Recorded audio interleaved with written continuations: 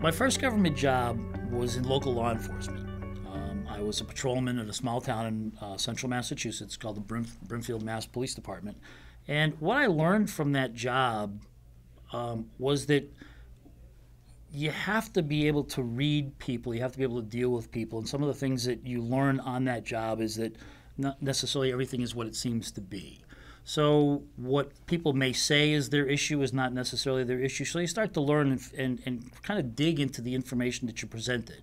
Now, that was first, and then I went on, obviously, to be the Postal Service CISO, and I came into Postal as an IT manager. I had a background in IT, and I've always worked a couple of jobs at the same time. I was in local law enforcement and information technology. So I came to the Postal Service thinking that, from the private sector to the public sector, that I'm going to go work with the best of the best. And that really wasn't the case. They were good, but some of the best people I've ever worked with are still in the private sector. But as we've grown in the federal space, certainly in the postal space, we've grown better. We've grown better people. And some of the things that I think FedMentor tries to accomplish is to help us grow better people. I think early in my career, I really was driven by success. And by driven by success, I mean the need to accomplish, the need to show value, the need to show that you could do some of the things that you wanted to do. It was not to be constrained by people's ideas of what success was. It was thinking outside the box. It was challenging. I was always last name of McGann. I am Irish. So it's the Irish for me, at least in my family, was you always challenged. I mean, there was always a challenge of conversation at the dinner table. There was always a challenge of what do you think about today's politics, or what do you think of today's world? And it was always the challenge of something at my family dinner table conversation. You'd bring home friends and they're like, man, you people are crazy. Your family's intense. And it was always the challenge to learn, to grow, to do better. My mom was a big proponent of that. She got her doctorate, at the same time I got my undergrad degree. So it was always a challenge in the family to grow and to continue to learn. So I think one of the things that has been helpful in the success is to maintain that drive of knowledge gathering, that you don't know it all. Don't ever get to the point of arrogance to where you think you have all the answers. So I think that's what's helped me in my success. So in their new roles, it's really interesting because when you move into the federal space from the private space or from school, I don't think they really do a good job of preparing students for the onslaught, if you would, of just general information overload. I think that information comes at you from all sides. I think that information has to be segmented out. And I think the one piece of advice that I would give a person entering my environment, and I've done that with a couple of mentors that we've had, is to sit them down and say, be the best you can be at one thing. Don't try and be everything to everybody.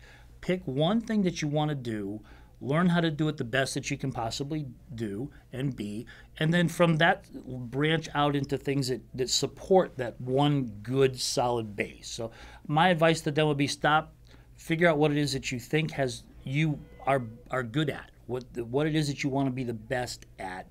Take a breath. Don't be so anxious to succeed at everything. Take a breath, learn along the way, be the best you can be at one thing, and then support that one thing with other functional areas that you can be good at. But focus on one thing. Don't try and be the best at everything. I had this district manager. Her name was Jo Saunders, J-O Saunders, not Josephine, not Joanne. And she said to me one day, when she was kind of irritated with me with something, she goes, I'm going to give you one piece of advice that someone gave me along the way.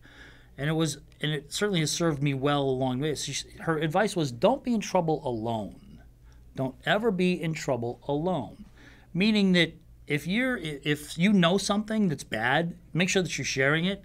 If you know something that's good, make sure that you're sharing it. But the bad stuff has got to come forward, and you want as many people as you can with fingerprints around that bad issue, because that way you've got a lot of people to help you fix the bad issue, and it's not a surprise to anybody. So the best piece of advice I've ever gotten, and I've given it to other people, is don't be in trouble alone.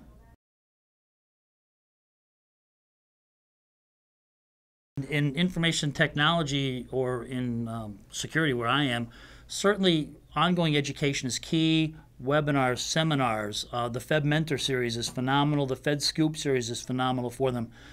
You don't have to take the information by the bucket. Take it by the bite. Sit there and take the hour, take the 10 minutes, take the half an hour. You've got to learn, and quite frankly, I think that's one of the things that helps people if they learn how to take bite sizes of information. So I would say get engaged in the local groups, get engaged in the educational groups, get engaged in agencies or functions that support what it is you're going to be the best at, or that supports where you want to go. So look for the webinars, look for the seminars. They don't have to be the expensive ones, they can be the local ones. Webinars are great opportunities for kids that are coming into the job market today. You can do it right at your desk. Your boss will understand it, and certainly in today's budgetary constrained environment, it's cheap, it's easy, it's time out, it's time on the clock. Okay, if you're that behind in your work, stay a little bit longer, work through lunch, but use the resources that certainly the vendor community is providing people. Use the resources that the publications community are providing to people. CIO Magazine, again, FedScoop, FedMentor. Those are the things that are free. They come with a lot of knowledge. You just have to glean the bites that you want out of those. So that would be the thing that I would recommend. I think that when you work for the government, you have the opportunity, unlike some private sector companies, to work across a lot of lines. The government, quite frankly, is financially constrained in a lot of areas. And if you show a lot of initiative, you can get engaged in a project from start to finish. A lot of my analysts, my security analysts, I have them own a problem from the time it's detected until the time the mitigation strategy is complete. So in the federal space, I've talked to a lot of my peers that seems to be the way to grow your best resources, is to really work across an environment. So I think that they're going to get the opportunity in the federal space to do things that they've never done. They won't get that same opportunity outside in the private space. In the private space, they seem to be a little bit more constrained into you're this kind of person, or you're that kind of person, or this is your job, or that's your job. In the federal space, I've seen that whatever you're willing to take on, chances are your manager is willing to let you go with it and help you be successful at it. So I think that there's a lot of growth opportunity. I think that there's a lot of educational opportunity as far as people becoming a lot better at what they want to do.